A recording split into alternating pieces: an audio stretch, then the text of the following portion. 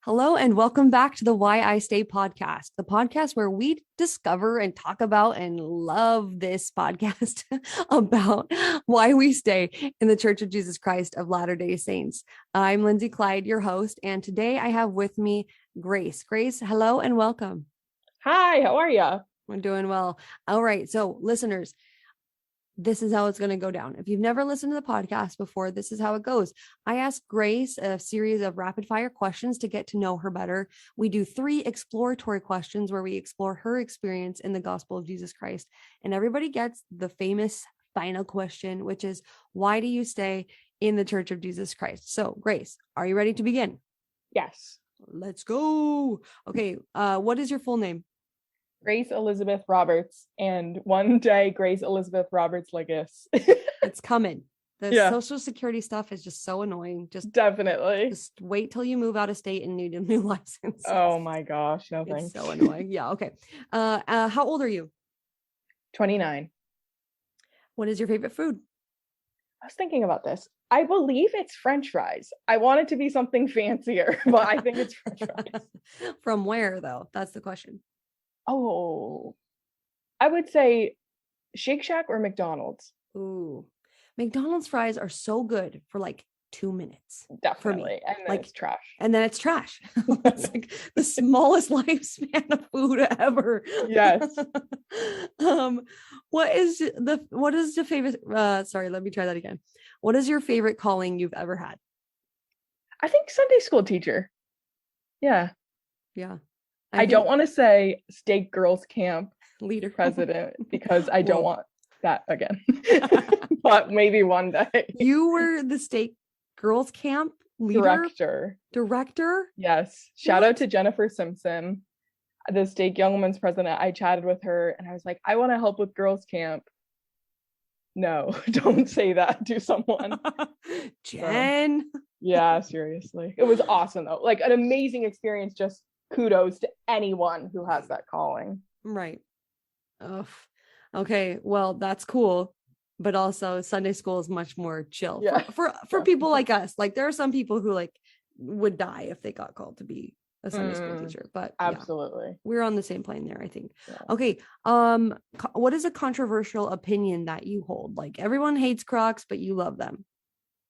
I should have thought about this before, but I have like a particular way to fold towels. Tell me about it. I was just folding laundry. Yeah, and I just like it a certain way, and I'm not like very stern or mean about it. I just don't do things like haphazardly. Yeah. I watched the Marie Kondo or like listened to her book of the life-changing magic of tidying up. The one thing that has stuck with me was the shirts, folding shirts. Yeah, same. Yeah, I still fold the shirts like she says to fold them. So it makes it so much tighter and nicer. Yeah. And I'm like right there with you. All right. What's your biggest dream? Probably to have kids one day that like me. Yeah, like I don't know. I feel like it's better, easier said than done. And you don't choose your kids' personalities, but I think trying to understand where my kids are coming from and really like see them as people. It's probably my biggest dream. I needed that reminder. Thank you. Yeah. Seriously. This is the last one. What is something about you that is the same now as it was when you were in high school? Oh, absolutely. My style is Old Navy and Target through and through. Whoop, whoop, whoop. It's really hard to work at a college where everyone is so young and stylish and fashionable, and to just come to terms with the fact that you never were like that. So, like, button downs, t-shirts, jeans. Yep. Yeah, I'm literally wearing this shirt from Old Navy right now. So yes, actually the shorts are too. So amazing. With you. And we're like right together in step over. Yeah, okay. Let's move on to the exploratory questions for you, Grace. We've got the first one, which is, what is one experience that has really increased your maturity in the gospel? Yeah, I really liked thinking about this question because I think you could go a lot of different ways with it. But the thing that kept coming to mind was the first time I was invited to be an award council. And I think I was a sophomore in college. I was in a student ward, and I was called to be, I believe it was like just activities. I didn't even know that the activities chair could be in a ward council, right? But they invited myself and my co-chair. And what I really learned from that is just everyone is human. I think that we idolize people who are in church, like higher up callings in the church. And we really think that because they hold that position, they are granted these sort of magical powers, right? And in a way, I do believe in spiritual gifts and spiritual confidence that's granted, but they are exactly who they are, just serving in that capacity. And I needed to know that as a teenager, because I feel like it's helped me to sustain people in a stronger way. Like, I assume good intent with every calling. I don't really think like, oh, that person could be doing this, or, oh, this is this, because I've seen the way that people lead and stumble and ask questions. And I really think it's like people can take it the wrong way because leaders can make mistakes. Yeah. And it, like, if you just think about it, I mean, we all know, but I think through that experience, I was able to figure out that like your bishop could be really struggling personally. Like, your Relief Society president could have very intense work issues, family issues, like something that's taking their time away from the calling, and they're really learning how to balance those things. And the other day I was talking with someone, and they were just saying, this is a volunteer church.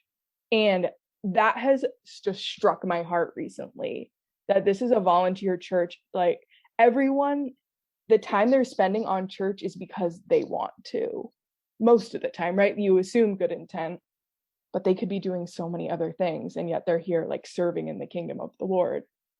So wow, they're just doing their best. And so I think that helped me to gain like maturity in the gospel, because continuing on in my life, that's just a lesson I carry with me. And I love seeing leaders how God must see us, just growing, trying to do our best in this leadership position. Thankfully, very few of them are forever, and it's just a season of learning and growing. But I was grateful to serve on that and talk at how we could best support and lead the word. I love that. It reminds me of I've been reading this book called Faith is Not Blind by Bruce and Marie Hafen.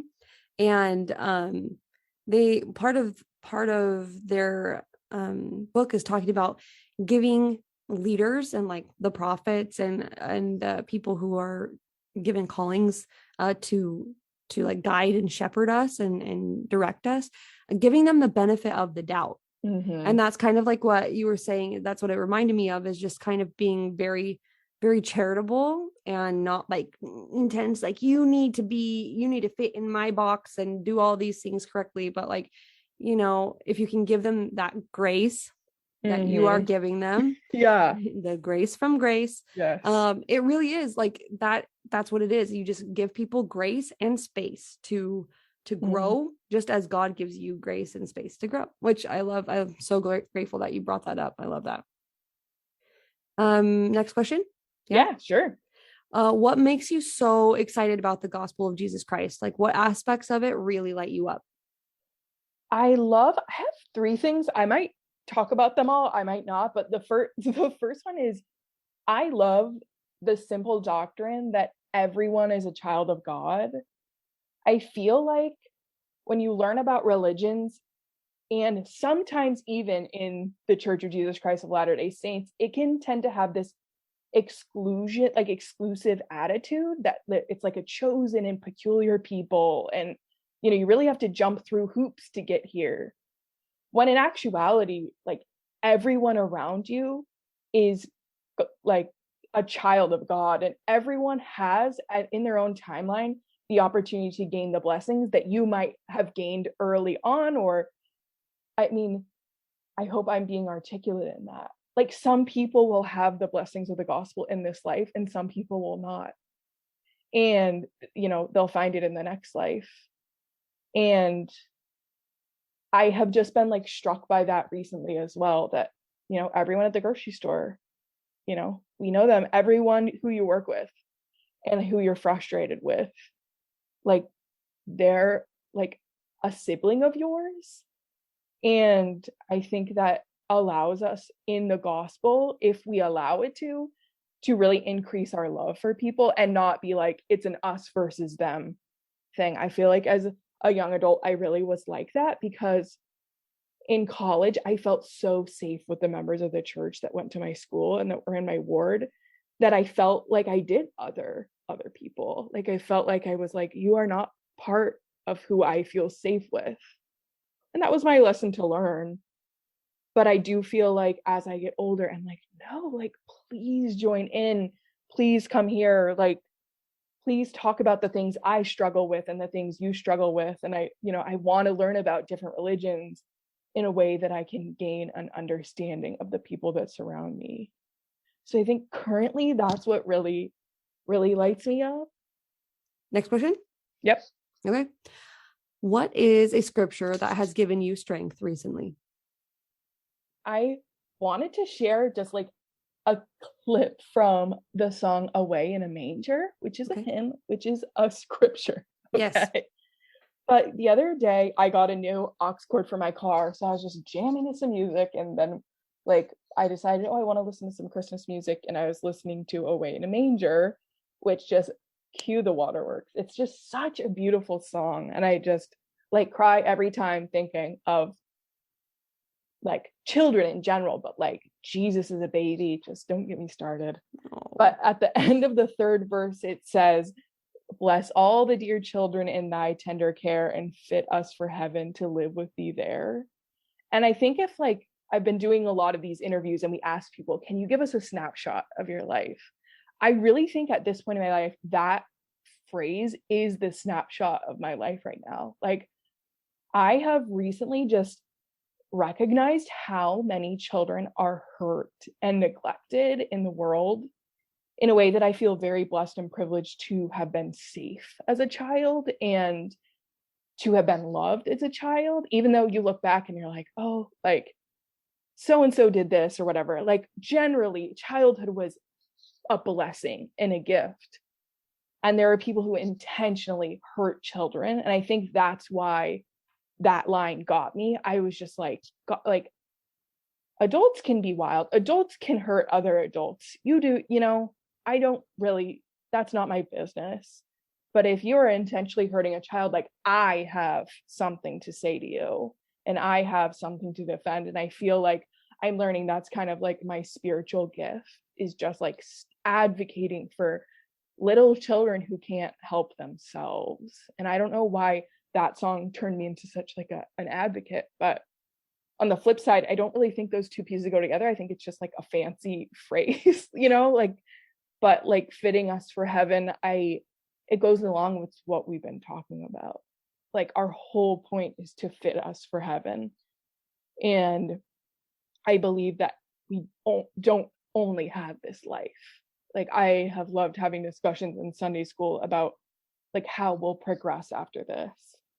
And that gives me peace in like not cramming every life lesson into this existence. Well, we only have one, and you should live a great life and, be a good person. I really do believe that like there is learning after this life. And I'm grateful for that lesson, because you can't learn everything. Like you just can't. So that's probably the line that sticks out for me. It just like had me in absolute tears walking into church, because yeah, I'm just at a point in my life where I'm older-ish, I'm not, God willing, like done with my life, but I have enough power that I can stick up for the vulnerable. And I have like many years to do so, and hopefully many more years to like refine myself into a person that I want to be. That really struck my heart. So thank you for sharing that. The final question. This is the question. Are you ready? Let's do it. Yeah. Okay. Grace, why do you stay in the Church of Jesus Christ of Latter-day Saints? This is such a powerful question. And my answer is pretty simple. I want to see my grandma again. And with all of the questions that I have, right? Like, is Jesus real? Like, was he real? Is he really who he says people are? If he is, I get to see her again.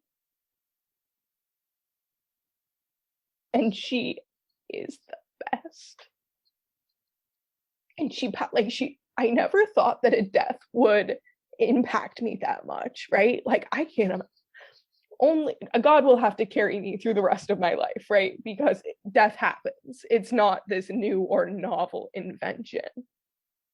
But she died in a way that I think is pretty unfair. And it was very sudden. And she loved the temple. She went every week. And she's just such an example for me. So there are times when I'm like, oh, do I need to log into Zoom church? Like, do I really need to do my calling or pay my tithing? All of the things that are like not so deep. And I remember going through the temple for the first time, and she was the first person I saw as I walked into the celestial room, and I was confused, but I also was just so like in love with that moment. And it just, like so grateful for her embrace. And if Jesus promises that that is real, then I will stay. And I will like walk through the doubts and the challenges that I have. And, I feel like they're fewer than the faith and the love that I have for my family. And it, like, to me, like, I love my immediate family, but I love her. And I'm grateful. I'm so grateful for Christ for making it possible for us to see each other again. I know, like, I am part of an interfaith marriage. My spouse and I are not sealed. I know that there's so much tension with families and so much like sadness with all of this. Like, families can be together forever, and if they're not perfect right now, then you're not set up for success in eternity. And I just with my whole heart believe that it will all work out, like with everything. But for me, it's just like my motivation to like keep living and growing with a person whose heart like just carried me and carries me today. So I'm so grateful for her and her example of covenants and her example of trying again and loving everyone. Her love outshines anything else, and how inclusive she was. And that's the gospel that I believe in. I just believe in a gospel for everyone. And I want to keep living in a community of believers that feel the same way. And so that's why I stay, and the answer could change as your life continues. But right now, it's definitely to see my grandma again. And it's definitely to be with my friends who have left the church, in the next life, and just be like, you're here. Like, you're here. And I'm so proud of you, because there's so much hurt in the church of Jesus Christ of Latter-day Saints, like there's so much hurt right now. We don't know when it will end. People feel offended, excluded. In some cases, I feel justified in standing with them in their feelings of exclusion. But I know they'll be there. And I'll fight in this life, I'll fight in the next. But I know that people with pure hearts and people who are just children of God, will all be there. And I'm so excited for that. There's so much power in what you just expressed. And I felt the truth of it. And I love that you have such a deep connection to your grandmother and for her example to you. And thank you for sharing that with us, for being vulnerable and offering that up to us. Thank you very much. Yeah, thanks for having me. All right. And that concludes my interview with Grace Roberts. And I know that you felt what I felt. Like, there's just no way that you were listening to this and didn't feel, and you weren't like there's no way you didn't feel what Grace and I just felt while she was talking. Like, wow. And I think sometimes it can feel awkward when we're talking to our friends and our family, especially those who might be walking away from their belief system or their covenants.